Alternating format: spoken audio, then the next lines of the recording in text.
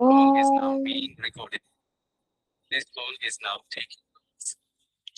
Om Bhurubhuvasvaha Tatsaviturvarenyam Bhargo Devasya Dhimahi Diyo Yonaha Prachodayat. Om Asato Ma Satgamaya Tamaso Ma Jyotirgamaya Mrutyorma Amrutam Gamaya. Om Sahana Vavatu Sahanau Bhunaktu Sahaviryam Karavavahai Tejasvinavaditamastu మా విద్విషావహై. ఓం శాంతి శాంతి శాంతి.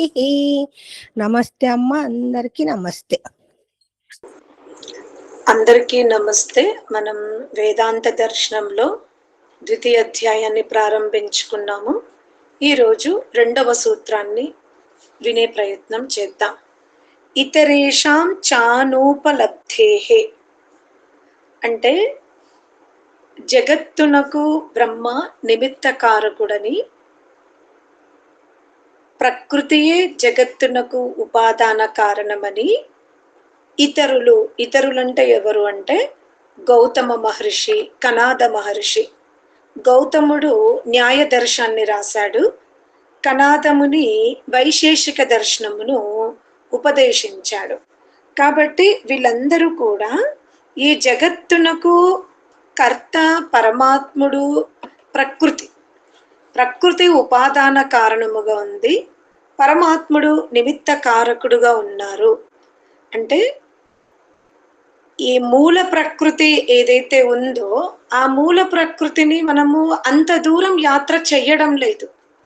ఉదాహరణకి మనకు దాహం వేసింది, ఒక నది దగ్గరికి వెళ్తాము, నీళ్లు తీసుకుంటాం, దాహం తీరింది, మనం అంతవరకే మన ప్రయత్నం ఉంటుంది.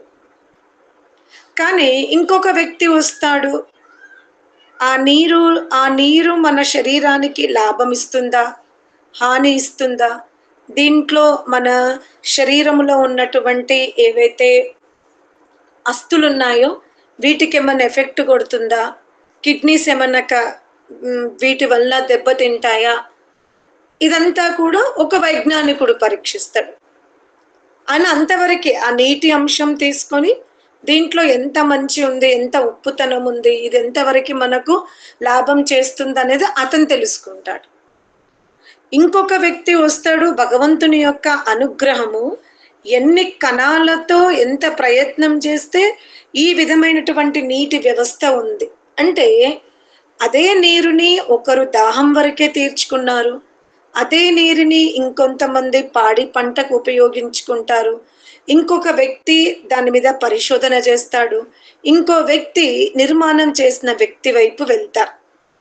అంటే దాహం తీర్చుకున్నటువంటి వ్యక్తి నీటి గురించి వ్యాఖ్యానం చెయ్యండి అంటే, నీరా ఏముంది, వస్త్రాలు శుద్ధి చేసుకోవడానికి, వృక్షాదులకు వృద్ధి కావడానికి, భోజనాదులను ఉపయోగించుకోవడానికి నీరు ఉపయోగించుకుంటా అంటే అంతవరకైనా నీరు కాదు కదా, ఇంకా ముందుకెళ్తారు. అలాగే ఈ కార్యరూప జగత్తు చూసినప్పుడు మనకు అనిపిస్తుంది, ఆభరణమును చూసినప్పుడు సువర్ణము, కుండను చూసినప్పుడు మట్టి, వస్త్రమును చూసినప్పుడు తంతువులు, అంతవరకే. అది సిల్క్ పోగా లేదా ప్యూర్ పట్ట, దారం పోగుందా, ఇలా అంతవరకే మనం ఆలోచిస్తాం. కానీ చేసిన వాడి నైపరి గురించి పెద్దగా మనం ఆలోచించాం. అలానే ఎవ్వరు ఆలోచించరంటే కాదు, కొంతమంది ఆలోచించే వాళ్ళు కూడా ఉంటారు. అందుకనే ఈ జగత్తుని చూస్తున్నప్పుడు మనము ఈ జగత్తు ఎవరి వల్ల నిర్మాణమైందంటే ఈశ్వరుని వల్ల జనించింది అని అంటాం. ఎందుకంటే ఈ జగత్తునకు నియామకుడు కానీ, సక్రమముగా నడిపించడము కానీ, ఇందులో ఎటువంటి లోటుపాట్లు లేకపోవడం, సూర్యుడు, చంద్రుడు, నక్షత్రాలు, నదులు, పర్వతాలు, వృక్షాలు, ఇదంతా ఒక కొలమానముతో ఉంది. కనుక మనం అంతవరకే పరమాత్మని తీసుకుంటాం. మూల ప్రకృతి వైపు వెళ్ళే వాళ్ళు కొంతమంది ఉంటే, భగవతత్వం వైపు వెళ్ళే వాళ్ళు కొంతమంది ఉంటారు. కానీ జగత్తునకు పరమాత్ముడు నిమిత్త కారకుడు, ఉపాదాన కారణమేమో ప్రకృతి. కావున వీళ్ళు పెద్దగా ఇక్కడ పరమాత్ముడు జగత్కర్త అన్నప్పుడు అక్కడ మనం ఉపాదాన కారణమే తీసుకోవాల్సిన అవసరం లేదు, పరమాత్ముడు నిమిత్త కారకుడు అని చెప్తున్నాడు. మళ్ళీ 3వ సూత్రములో అలా ఏతైన యోగ ప్రత్యుక్త, కేవలం గౌతముడు కనాదుడే కాదు, యోగ దర్శనము రచించినటువంటి మహర్షి పతంజలి కూడా ఏమంటాడంటే జీవుడు వేరు, ప్రకృతి వేరు, పరమాత్ముడు వేరు. ఆ 3 పదార్థాలని వేరువేరుగా చూస్తాడు. అంటే ప్రకృతి ఎలా జనింపబడింది, జీవాత్మ యొక్క తత్వం ఏంటి, పరమాత్మ స్వరూపం ఏమిటి అంటే, జీవుడు ఎప్పుడైతే ప్రకృతిని వదిలిపెడతాడు, అంటే ఎంత దీర్ఘకాల యోగాభ్యాసం చేశాడంటే అతను ప్రకృతిని వదిలిపెట్టాడు. అంటే సూక్ష్మ కారణ స్థూల దేహాన్ని వదిలిపెడుతున్నాడు. అంతేగాని ప్రకృతి నుండి జీవుడు పుట్టినట్టుగా, జీవుడి నుండి ప్రకృతి పుట్టినట్టుగా పతంజలి మహర్షి కూడా యోగ దర్శనంలో వర్ణించలేదు. అతను ఏమన్నాడు, జీవునకు కైవల్య ప్రాప్తి ఎప్పుడు కలుగుతుంది, అతను ప్రకృత్యాది పదార్థాలతో సంబంధాన్ని త్యజించగలిగితే, వదిలిపెట్టుకోగలిగితే, యథార్థ స్వరూపంలోకి వెళ్ళగలిగితే కైవల్య ప్రాప్తి కలుగుతుంది అన్నాడు. అంతేకాని జీవుడి నుండి ప్రకృతి పుట్టినట్టుగా చెప్పలేదు, అలాగే ప్రకృతి నుండి జీవుడు పుట్టినట్టుగా యోగ దర్శనంలో కూడా లేదు అంటున్నాడు. అన్నప్పుడు మరల నా విలక్షణత్వాదస్య తతాత్వం చ శబ్దాత్, మీరు అలా ఎలా అంటారు, ఈ ప్రకృతి జడమని, ఈ ప్రకృతి పరమాత్మని ద్వారా జనింపబడలేదని, ఇది మీరు ఎలా అనగలుగుతారు అనేది ఇంకొక ప్రశ్న వేస్తున్నాడు. దానికి ఇతని అభిప్రాయం ఏంటంటే, ఈ జగత్తున మనం చేతనత్వం చూస్తాం. మనం యోగ దర్శనాన్ని విన్నప్పుడు ఏమన్నాడు, అనిత్య శుచి, అంటే ఏదైతే అనిత్యమైనదో అందులో దేన్ని మనం నిత్యంగా భావిస్తున్నాం, ఏదైతే అశుచియో దాన్ని మనం శుచిగా భావిస్తాం. కావుననే మనం ఈ దేహాదుల యందు బంధింపబడుతున్నాం. అనిత్యమైనదేది, మనము ధరించుకొని ఉన్న దేహం. ఈ దేహమున ఒక పదార్థం నిత్యముగా ఉంది, అది ఎవరు, ఆత్మ. అంటే పతంజలి మహర్షి అనిత్య పదార్థాల యందు లగ్నుడైన నిత్య పదార్థాన్ని భిన్నముగా చూడండి. మనము ఈ దేహమున ఎంత అంతర్ధానమై ఉన్నామంటే, మనకసలు సత్సంగానికి వెళ్ళకపోతే, గురు ప్రవచనాలు వినకపోతే, ఏకాంతములో కూర్చొని ధ్యానం చెయ్యకపోతే, ఈ అభ్యాసం గనక మనకు జీవితంలో దొరకలేదనుకోండి, ఏకాంతములో కూర్చోవడం, ఆత్మతత్వాన్ని గురువుల చేత వినకపోవడం, స్వయముగా యోగాభ్యాసం చెయ్యకపోవడం, ఇటువంటి సంపత్తుల్ని గనక మానవుడు తన జన్మలో ప్రాప్తింపజేసుకోకపోతే, భజన చేస్తున్నా, కీర్తన చేస్తున్నా, మీరు వేల కొలది భక్త జనులను చూడండి, వాళ్ళందరూ కూడా పరమాత్ముని నిరాకారుడు అంటారు, పరమాత్ముని సర్వాంతర్యామి అంటారు. కానీ వ్యవహారంలోకి వచ్చే వరకు మళ్ళీ పరమాత్మని ఎలా చూస్తున్నారు, వాళ్ళు ఆకారంగా చూస్తారు, ఆకారంగా చూస్తారు. మనము గనక ధ్యానమును అవలంబించకపోయినా గురుముఖంగా ఈ ఆత్మతత్వాన్ని, ప్రకృతి తత్వాన్ని, పరమాత్మ తత్వాన్ని విన్నా కూడా, చాలా సార్లు విని కూడా, పరంపరగా నానమ్మల నుండి అమ్మమ్మల నుండి వచ్చిన భగవత్ని యొక్క ఏదైతే విగ్రహ ఆరాధన ఉందో అది నేటికి కూడా మనం వదులుకోలేకపోతాం.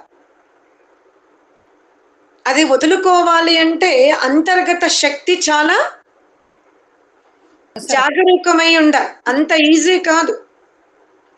ఎందుకంటే మీ ఇంట్లో దేవునిల్లు లేదా అని అడుగుతారు.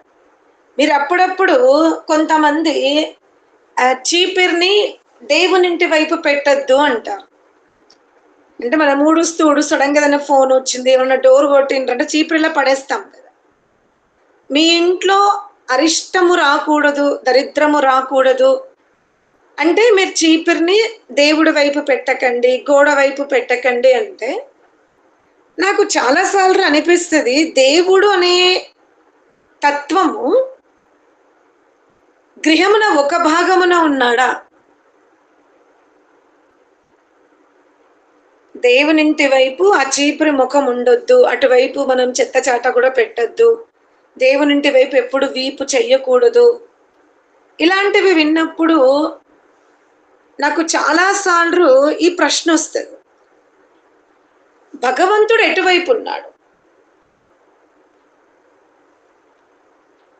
భగవంతుడు ఎటువైపు ఉన్నాడు? భగవంతుడేమో మనం మా సంధ్యా మంత్రాలు చదివేటప్పుడు మనసా పరిక్రమ మంత్రాలలో ఈ జీవుడు దక్షిణం వైపు పరిగెడుతున్నాడు, అక్కడ ఏమైనా విషయ సేవన చెయ్యొచ్చు అని. అలా పరిగెత్తాడు దక్షిణం వైపు. అక్కడ కూడా ఈశవహ, బాణ ఈశవహ, అక్కడ కూడా పరమాత్మని బాణముల యొక్క సంకేతం కనబడింది. తేభ్యో నమో దిపదిభ్యో నమో. దక్షిణం వైపు కూడా పరమాత్ముడే రక్షకుడుగా ఉన్నాడు అని ఏటెళ్ళాడు, ఉత్తరం వైపు పరిగెత్తాడు. అక్కడ కూడా ఉదయిచి దిక్సోమో, అక్కడైతే నువ్వు సోమరసాన్ని కురిపిస్తూ ఉన్నావు. మళ్ళీ ఎటెళ్ళాము, పశ్చిమం వైపు వెళ్ళాం. అక్కడ కూడా ప్రతీచి, అక్కడ కూడా పరమాత్ముడు అగుపడ్డాడు. అంటే మనసా పరిక్రమ మంత్రాలలో ఈ జీవుడు అసత్యాచరణను లేకపోతే తన ఇంద్రియాలకు నచ్చిన వ్యవహారం చెయ్యాలనుకుంటే అక్కడ ఎవరు ఉండకూడదు. ఇప్పుడు కొంతమంది పిల్లలు ధూమ్రపానం సేవిస్తారు. ప్రారంభంలో ఒక వయసు వచ్చే వరకు ఆ ధూమ్రపానాన్ని చేసేటప్పుడు ఎవరు చూడకూడదని చెట్టు చాటు పొదల్లో కూర్చుంటారు, లేకపోతే చెట్టు వెనుక దాని వైపు వెనుకకి నిలబడతారు. తర్వాత ఇంక వాళ్ళలో భయం పోయి ఇంకెక్కడైనా తాగడం ప్రారంభిస్తారు. కానీ మొట్టమొదటగా ఒక అవగుణాన్ని స్వీకరించేటప్పుడు వాళ్ళలో ఒక భయం, లజ్జ, మనని ఎవరైనా చూస్తారేమో అన్న భయం కలుగుతుంది. అటులనే ఈ జీవుడు కూడా సత్యాచరణ నుండి అబద్ధం ఆడదామనుకుంటాడు. ఏదో చిన్న చిన్న మనస్సుని తనకు అనుకూలముగా హాయిగా ఉపయోగించుకోవాలి అనుకుంటాడు. ఎందుకంటే యోగ సాధకునకు మనస్సు అనే సాధనమే అవసరం ఉండదు, ఆయన దాన్ని పెద్దగా ఉపయోగించుకో. కానీ మనలాంటి సామాన్యులకి సత్సంగము వింటున్నప్పుడు ఒకలాంటి ప్రభావం ఉంటుంది. ఆ తర్వాత మన వ్యక్తిగత జీవనములో మన యొక్క స్మృతులు, మన యొక్క సంస్కారాలు చాలా ప్రభావితం చేస్తాయి. మనం సత్సంగంలో ఉన్నప్పుడు, ధ్యానం చేసేటప్పుడు, భజన పాడేటప్పుడు మన వాక్కులో శుద్ధమైన పదాలు ఉంటవి. మీరు అది ఆ భజన అయిపోగానే, ఆ సత్సంగం అయిపోగానే మీరు గమనించుకోండి, అక్కడ ఆ వ్యవహారములో సత్యాసత్యాలు ఉంటాయి. మరి సత్సంగంలో ఎందుకు సత్యం ఉంది అంటే ఎదురుగా గురువు ఉన్నాడు, గురువు వింటాడు అని. ఇలా జీవుడు పరమాత్మ తత్వాన్ని అన్యత్ర అంటే అన్ని చోట్ల ఉన్నాడనే భావన లేక పరిగెత్తుతున్నాడు. కానీ అది అసత్యం. పరమాత్ముడు అంతటా వ్యాపించి ఉన్నాడు. అంటే గృహాలలో యజ్ఞశాల ఉండాలి, ధ్యాన మందిరాలు ఉండాలి, తర్వాత పుస్తకాలయ కక్ష ఉండాలి, అంటే అక్కడ కూర్చుని స్వాధ్యాయం చేసే గది ఉండాలి. ఎందుకంటే మనము భోజనం చేసే చోట భోజనాన్ని సిద్ధం చెయ్యం. భోజనానికి ఒక పాకశాల ఉంటుంది, భోజనాన్ని భుజించడానికి మరొక వ్యవస్థ ఉంది. అటులనే ఎందుకు మనం భోజనశాలలోనే ఎందుకు భోజనం చెయ్యకూడదు అంటే, నిదానంగా ప్రవృత్తి ఏమైతుందంటే మనం వంట చేస్తూ తినడం అలవాటు చేసుకుంటాం. అప్పుడు ఏమవుతుంది, మనం తింటూ వంట చేస్తే మన నోరు ఎంగిలవుతుంది, మన చెయ్యి ఎంగిలవుతుంది. మనం ఆ కూరగాయలు కలిపేటప్పుడు నములుతో చేసినప్పుడు తుప్పిర్లు అందులో పడతాయి. అంటే మన శరీరములో ఇంకా మనకే అంతు చిక్కని బ్యాక్టీరియా మన దేహంలో ఉంది, సూక్ష్మక్రిములు ఉన్నాయి. అవి మన ఆయువుని తగ్గించవచ్చు, లేకపోతే ఇంకేదైనా వ్యాధికి కారణం అవుతున్నాయి. అలాంటి సూక్ష్మక్రిములని మనం వంట చేసుకుంటూ మాట్లాడుతూ తింటూ చేస్తే ఆ సూక్ష్మక్రిములు మనం దేన్నైతే సిద్ధం చేసినామో అందులోకి వెళ్ళే అవకాశం ఉంది. అది ఇతరులకు కూడా ప్రవేశించే అవకాశం ఉంది. మరి మనం సూక్ష్మాతి సూక్ష్మములో కూడా పాపము మనతో జరగకూడదు, ఎటువంటి తప్పులు జరగకూడదు అనుకుంటున్నప్పుడు మనం వంట గదిలో చాలా జాగ్రత్తగా, మౌనముగా, ప్రశాంతంగా, ప్రసన్నముగా భోజనం సిద్ధం చేసుకోవాలి. ఆ తర్వాత మనం ఎక్కడైతే భోజనాదులు సిద్ధం చేస్తామో అక్కడి నుంచి మనం చేసిందని ఇంకొక దగ్గరికి మారుస్తాం. అంటే ఏంటి, వంట ఇంట్లో ఉన్నప్పుడు స్త్రీ వంట వార్పుల మీద చింతన చేస్తుంది, తినేటప్పుడు ఆమె అందులో ఆ భోజనములో ఆ ప్రసాదములో తన ఆలోచనలని మార్చుకుంటుంది. అందుకనే పడక గది, అలాగే అతిథులు వచ్చినప్పుడు వాళ్ళతో మాట్లాడే చర్చనీయ గది, స్వాధ్యాయ గది, ధ్యాన మందిరము, ఇవన్నీ వేరువేరుగా ఉంటే ఆ ధ్యాన మందిరంలో ఉన్నప్పుడు ఇంటికి గృహిణి పెద్ద యజమానురాలు కాబట్టి ఆమెకి ఏదో చెప్పాలనుకున్నారు, చూస్తే ఆమె ధ్యాన మందిరంలో ఉంది అంటే వద్దులేండి, మేము మీకు విఘ్నం కలిగించి మీరు ముందు ధ్యానం చేసుకోండి అంటారు. అలాగే ఆమె పుస్తక పఠన రూమ్లో కూర్చుంది, చదువుకుంటుంది, అక్కడ అనేక రకాల బుక్స్ ఉన్నవి. ఆమెకి ఉత్సాహం కలుగుతుంది ఆ బుక్స్ చూస్తున్నప్పుడు. నేను ఇన్ని బుక్స్ చదవాలి అంటే సమయం వృధా చేయొద్దు, దినచర్యని కరెక్ట్గా పెట్టుకోవాలి, నేను ఇక్కడ ఉన్నప్పుడు ఈ బుక్ నాలెడ్జ్ అంతా కూడా నేను స్వీకరించాలి అంటే స్థాన మహత్యం తప్పకుండా పడుతుంది. అది మన సౌకర్యం కోసమే యజ్ఞశాల కానీ, ధ్యాన మందిరము కానీ, పుస్తకాలయం కానీ, అంటే ఇప్పుడు లైబ్రరీలో కూర్చుంటేనే మనకు ఆ బుక్లో ఉన్న విషయం మైండ్కి ఎక్కుతుందా అంటే, ఒక్కొక్కసారి మనము చెట్టు కింద కూర్చున్నాం, కూర్చేసుకొని చల్లటి గాలి వస్తుంది, అక్కడ కూడా మనం చదువుకోవచ్చు. కానీ ఒక పుస్తకాలయం ఉంటే, ఒక ధ్యాన మందిరం ఉంటే, ఒక విశ్రాంతి గది ఉంటే, భోజనశాల వేరుగా ఉంటే, భాండార గది వేరుగా ఉంటే, భుజించే గది వేరుగా ఉంటే, మాట్లాడుకునే గది వేరుగా ఉంటే అది మనకి మానసిక ఉత్సాహాన్ని ఇస్తుంది. తినే మంచం అంటే మనం పడుకునే మంచం మీదనే తిన్నాం అనుకోండి, ఆ మంచం మీద మనం 8 గంటలు 10 గంటలు పడుకుంటాం. శరీరము నుండి అనేక రకాలుగా సూక్ష్మక్రిములు ఆ మంచం మీద ఉంటవి. బెడ్షీట్ మనం రోజు మార్చినా, అప్పుడప్పుడు మార్చినా, పడక గదిని మనం నడుస్తూ ఉన్నప్పుడు అపానవాయువు వెంట వెళ్ళిపోతుంది. పడుకోనుంటే అక్కడ కణాలు కొన్ని ఉండిపోతాయి. దాని మీదనే మనం శుద్ధంగా భోంచేసుకున్న పళ్ళెం తెచ్చి అక్కడ కూర్చొని తిన్నామనుకోండి, ఆ కణాలు వాయువు ద్వారా పైకి లేచి మనం తినే భోజనంలోకి వచ్చే అవకాశాలు ఉంటాయి. అందుకనే పెద్దలు ఏమన్నారు, పడుకునే మంచం మీద తింటే దరిద్రము అన్నారు. అంటే వాళ్ళ యొక్క పదాలు చాలా సీమిత పదాలు. ఇప్పుడు ప్యాషన్, మనం మంచం మీదనే పెట్టుకుని ఆ ట్యాబ్ పెట్టుకొని తింటాం.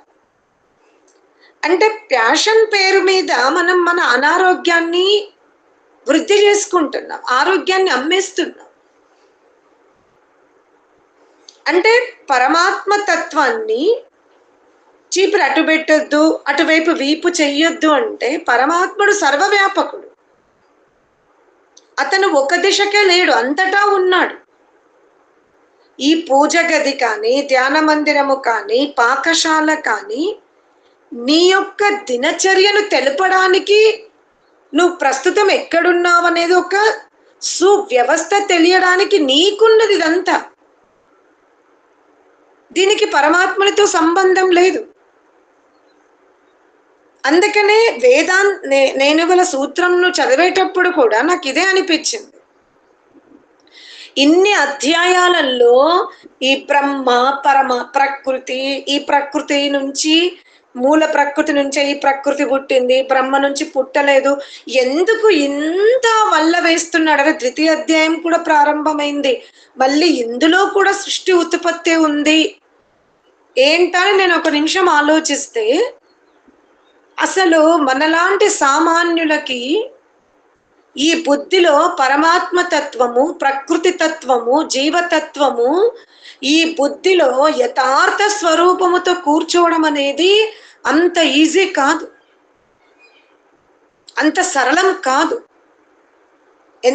ఒకసారి మంచిగా కూర్చుంది, జీవుడు ఏంటి, పరమాత్ముడు ఏంటి, ప్రకృతి ఏమిటి అని మనకు మంచిగా అర్థమవుతే, బాగా అర్థం చేసుకుంటే ముందు మనకు అనుమానాలు ఉండవు, భయం ఉండదు, సందేహం ఉండదు, అజ్ఞానం ఉండదు, ఆందోళన ఉండదు.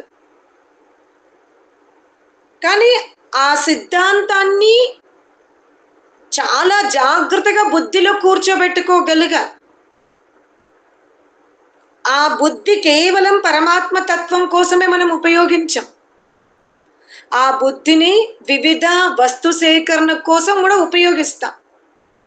అంటే మనం కీర్తన చేసేటప్పుడు పరమాత్ముని నామస్మరణ కొరకు ఒక బుద్ధి, వంట వార్పులప్పుడు ఒక బుద్ధి, చుట్టాలింటికి వెళ్ళినప్పుడు ఒక బుద్ధి, షాపింగ్కి వెళ్ళినప్పుడు ఒక బుద్ధి, అసత్యం ఆడేటప్పుడు ఒక బుద్ధి, సత్యం ఆడేటప్పుడు ఒక బుద్ధి, ఇలా 10 బుద్ధులు లేవు, మనకు ఒకటే బుద్ధి ఉంది.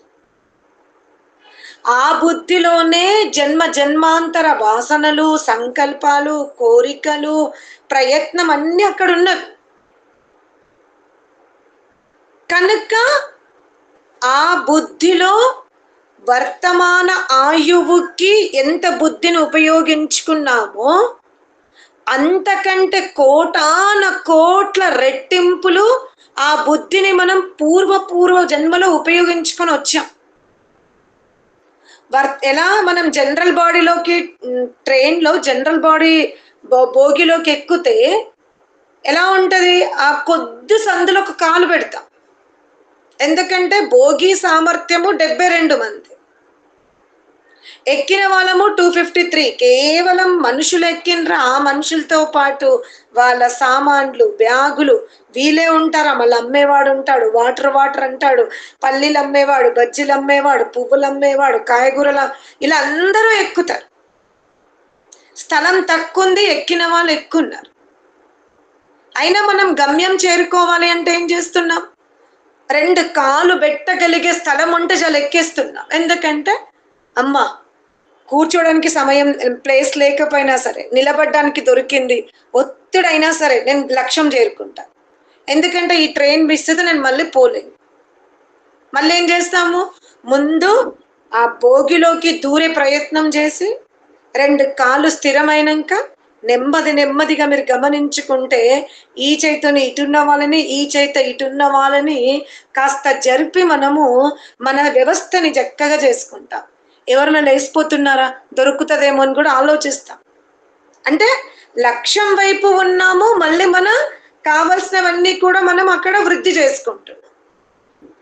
అలాగే ఈ బుద్ధి కూడా జన్మ జన్మాంతరాల నుండి జనరల్ భోగి లాగా పనిచేస్తూ వచ్చింది. ఇప్పుడు ఈ బుద్ధి ద్వారానే మనం కైవల్య ప్రాప్తి కోసం ఉపయోగించుకోవాలి. ఇదే బుద్ధిని ప్రయత్నం చేయాలి. అంటే అప్పుడు ఏంటి, అక్కడ ఉన్న వాళ్ళని ఖాళీ చేయడం అంత ఈజీ కాదు మనకి. ఎందుకంటే వాళ్ళు మనకంటే ముందెళ్ళి అక్కడ భద్రంగా కూర్చున్నారు. అది రాగం ఉండొచ్చు, ద్వేషం ఉండొచ్చు, అసూయ ఉండొచ్చు, లోభత్వం ఉండొచ్చు, క్రోధం ఉండొచ్చు. అవి మీరు ఏ పేర్లైనా పెట్టండి, వాళ్ళు అక్కడ బుద్ధిలో తమ తమ స్థానాన్ని బలంగా ఏర్పరచుకున్నారు. ఇప్పుడు మనం మంచితనము అనే ఒక గుణాన్ని అక్కడ ప్రవేశపెడుతున్నాం. మంచితనం అనేది ఇప్పుడు మీరు భోగిలోకి ఎక్కడైనా జరగండి జరగండి జరగండి ఎవరు జరగరు అక్కడ. అలాగే ఇప్పుడు సత్సంగం ద్వారా మనం ఏదైతే డెవలప్ చేసుకుంటున్నామో, ఏదైతే వృద్ధి చేసుకుంటున్నామో, అది ముందు మన బుద్ధిలో సురక్షితంగా కూర్చున్నదా లేదా చూసుకోవాలి మనం. నేను ఇవాళ ఆత్మను, నాకు జన్మ జన్మాంతరాల నుండి ఈ బుద్ధిని నేను ఉపయోగించుకుంటున్నా, ఇందులో అనేక వాసనలు ఉన్నవి. ఆ వాసన వలననే నేను ధర్మము అధర్మము, మంచి పని చెడ్డ పని ఇవన్నీ చేస్తున్నా.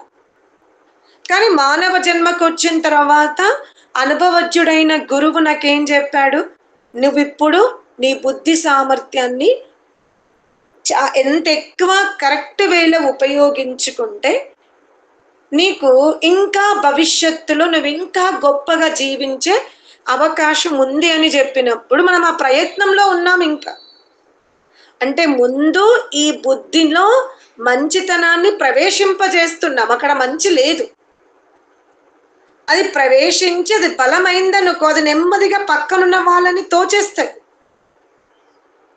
తన స్వామిత్వాన్ని అక్కడ వృద్ధి చేసుకుంటారు. ముందే మనకు కాలు పెట్టడానికి కూడా అక్కడ ప్లేస్ లేదు. మీరు యుద్ధం చేస్తామంటే ఎలా అవుతుంది? అందరు కలిసి మిమ్మల్ని కింది తోచేస్తారు. ముందు బుద్ధికే ఇంకా మంచేందో చెడేందో ఇంకా పట్టు రాలేదు. ఆ పట్టు రాకముందే మీరు అక్కడ ఉన్నటువంటి మురికితో ఫైట్ చెయ్యొద్దు. అందుకనే ఈ శాస్త్రములో ఈ ప్రకృతి అనేది జీవుడి నుండి పుట్టలేదు, పరమాత్మ నుండి పుట్టలేదు. ఇది నువ్వు జన్మ జన్మాంతరాల నుండి ఉపయోగించుకున్నావు. ఉపయోగించుకోవడం వల్ల నీవు నీ శక్తినంతా కోల్పోయావు, నీ స్వరూపాన్ని కోల్పోతున్నావు, నీ అస్తిత్వాన్ని కోల్పోతున్నావు. ఒక రొటీన్ లైఫ్ లోనే ఉంటున్నావు. మానవ జన్మ లభించింది, ఇక్కడికి వచ్చావు, భౌతిక విద్య నేర్చుకున్నాం, యుక్త వయసుకు వచ్చినాం, వివాహం అయిపోయింది, 4-3 పిల్లలు పుట్టిండ్రు, వాళ్ళ వృద్ధి అంతే. ఆ పిల్లల యొక్క వృద్ధిలోనే ఎంత ఒత్తిడికి లోనైనామంటే వాళ్ళని విద్యావంతులను చెయ్యాలి, ధనికులను చెయ్యాలి, తీర్చిదిద్దాలి. అందులో ఇంకా ఈ సమాజము, ఈ బంధువర్గము, ఇందులోనే మన శక్తి అంతా సగముకు పైగా కాదు, 70-80% సమాప్తమే. అంతలోపే శరీరములో వ్యాధులు వచ్చేసినవి. ముసలితనము కంటే ముందు శరీరంలో వ్యాధులు. ఇటు కుటుంబ వ్యవస్థ చేసుకోవాలి, పిల్లలకు వ్యవస్థ చేయాలి, వ్యాధుల కోసం డాక్టర్ దగ్గరికి వెళ్ళాలి, ఔషధాలు డాక్టర్ ఫీజు కట్టాలంటే మళ్ళీ దానికోసం ధన వ్యవస్థ చేసుకోవాలి. మళ్ళీ ఔషధాలు పని చేయాలంటే ఆహారంలో మార్పు తేవాలి, దినచర్యలో మార్పు తేవాలి. ఇదంతా అభ్యాసం అయ్యేలోపు ముసలితనం వచ్చింది.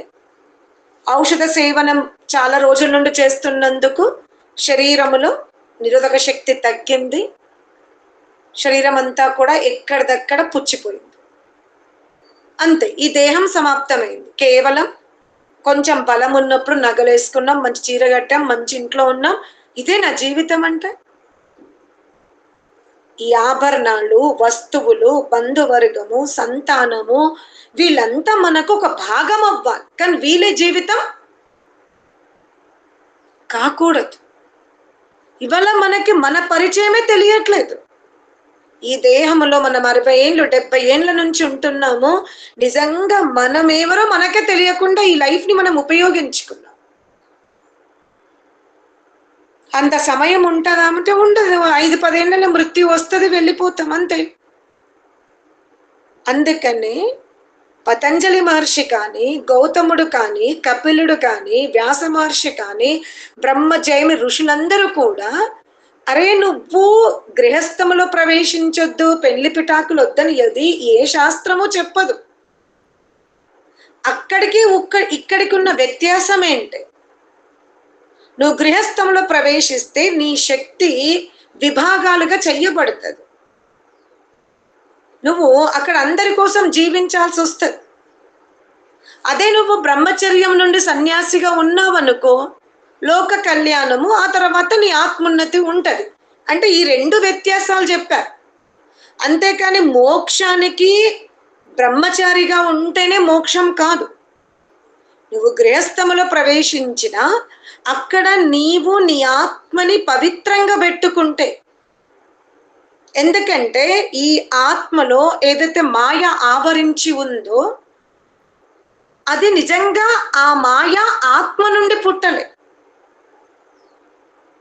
అది ప్రకృతిని ఉపయోగించుకోవడము వలన అక్కడ దాని వాసన ఎలా మల్లె పువ్వులని ఒక వస్త్రములు కడితే పువ్వులు తొలగింపబడ్డా కూడా వస్త్రము నుంచి ఆ సుగంధం పోదు. అటులనే మనం దాన్ని ఉపయోగించుకున్నామంటే ఆ సంస్కారం మనస్సులో ఉంటది.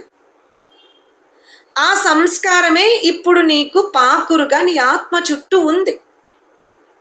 నువ్వు దాన్ని ఎప్పుడు పట్టించుకోలే, అది ఇంకా బలమైపోయింది. ఎంత కేవలం ఇలాంటి పొయ్యి ఆ పాకుర్ని నువ్వు దాన్ని అజాగ్రత్త చెయ్యడం వల్ల అది వల్ల బలమైంది, గట్టిపడింది.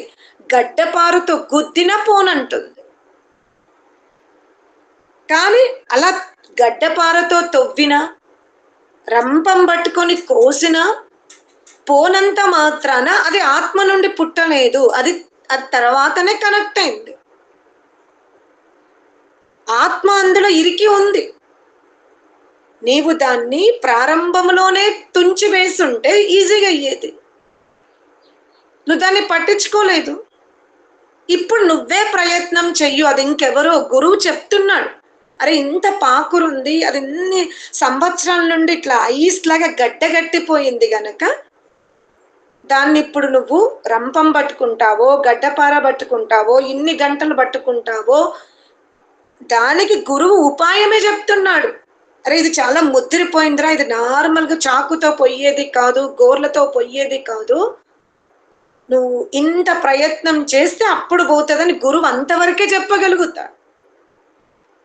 కానీ ఆ మాయని అక్కడి నుండి తొలగించాల్సిన ప్రయత్నం ఎవరు చేయాలి? గురువు చెయ్యాడు. ఎవరు చెయ్యాలి? మనమే చేసుకోవాలి. అందుకనే ఈ పాకురు నీ ఆత్మ చుట్టూ ఏదైతే ఉందో, పాక్కుపోయిందో, అది ఆత్మ నుండి పుట్టలేదు. ముందు నువ్వు ఇది తెలుసుకో. అది జన్మ జన్మాంతరాల నుండి నిన్ను ఆవరించుకుంటూ వచ్చింది. కాబట్టి దాని నుండి నువ్వు బయటపడాలంటే ముందు ప్రయత్నం చెయ్యు. అంతేగాని నేను ఈ పాకురులోనే పుట్టినా, ఈ పాకురు ద్వారా నేను పుట్టినా, నా నుంచే ఈ పాకురు పుట్టింది, నేను కాదు దేవుడే పుట్టించిండు కాబట్టి దేవుడే తొలగించాలి అన్న భ్రమలో ఉండకు. పరమాత్ముడు ఈ కార్యరూప జగత్తును కారణ ప్రకృతి నుండి రచిస్తాడు. అది నీ యొక్క అభిమతము కొరకే, నీ కోరికల మీదనే. నువ్వు ఎట్టికేలకి మానవ జన్మను లబ్ధి చేసుకున్నావు.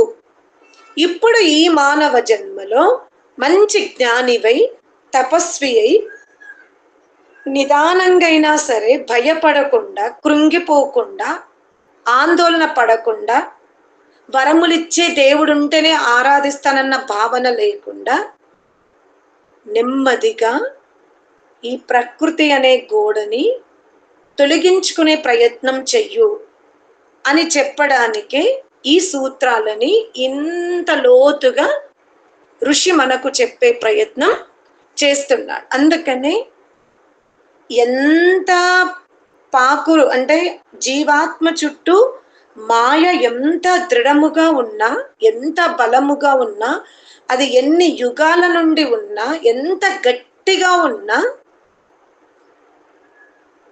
రెండు ఉంటే చాలు. చక్కటి జ్ఞానము, సరి అయిన ధ్యానం, నియమిత ధ్యానం. ఆ ధ్యానం అనే గడ్డపారను పట్టుకుంటే, పుస్తక పఠనము, అది కూడా ఋషికృత గ్రంథాలని నువ్వు చదివితే, పర్వతములాగా ఉన్నటువంటి ఆ గోడల్ని కూడా నువ్వు పగల కొట్టగలవు, అక్కడి నుండి అవి తొలగించగలవు, చివరికి అవి మళ్ళీ అంకురించకుండా నువ్వు మళ్ళీ వాటిని మూలంలోకి తీసుకెళ్ళగలవు. దానికి ఉపాసన అంటే ధ్యానమే ఏకైక మార్గం అన్నాడు. కానీ మనం ఏం చేస్తున్నాము, మరి ధ్యానం సిద్ధించాలి అంటే ఏంటంటే దాన ప్రవృత్తి ఉండాలి, దయాగుణం ఉండాలి, కరుణ ఉండాలి. కానీ మనం ఏం చేస్తున్నాము, నేను ఇన్ని దానాలు చేసిన, నాకు దేవుడు ఎందుకు కష్టం ఇచ్చిండు, నేను ఇన్ని మంచి పనులు చేసిన. అరే, ఈ పనుల వల్ల నీ మానసిక ప్రవృత్తి శుద్ధముగా ఉంటది. అంతేగాని పోయిన జన్మలో చేసిన పాపకర్మల్ని మాఫీ చెయ్యడానికి ఇవి ఉపయోగపడవు. ఇది నీ సత్వ బుద్ధిని, సత్వ మనస్సుని, జితేంద్రియత్వాన్ని పెంపొందింపజేసుకోవడానికి ఈ అగ్నిహోత్రము, దాన ప్రవృత్తి, భజన, మంచి మార్గం అనేది ఉపయోగపడుతుంది. వస్త్రదానము, అన్నదానము, గోదానము, సువర్ణదానము, ఈ దాన ప్రవృత్తి వలన నీ మనస్సు, బుద్ధి వికసింపబడుతుంది. అంతేగాని ప్రారబ్ధ కర్మలు తొలగింపబడవు. అవి వాటిని మనం అనుభవించడమే. సరేనా? ఇంతటితో ఈనాటి క్లాస్ ని ఆపేద్దాం. ఓం శాంతి శాంతి శాంతి.